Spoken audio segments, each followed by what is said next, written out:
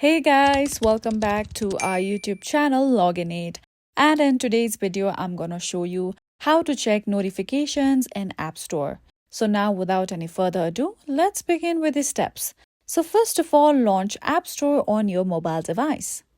Now once you are here at the top right corner of my screen in my Memoji, you can see 6 pop-ups, which means I have 6 notifications in my App Store. So if I tap on it, you can see that I have 6 notifications regarding the app updates that are yet to be updated.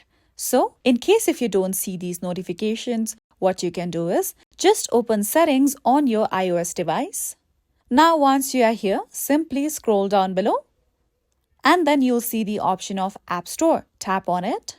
Now once you are here, in my case, you can see that the toggles for app downloads, app updates and in-app content is turned off. Now if I turn these toggles on and then simply go back and launch my App Store, you can see that the pop-up for notifications that was mentioned earlier on my Memoji is now gone. Which means that if the toggle for those options which I had shown earlier is turned on, the applications will automatically run in the background or automatically be updated or installed without giving you the notifications for it. So now again, if you go back and turn off these toggles like this and open your App Store, you can see that the notifications are being shown on my App Store again.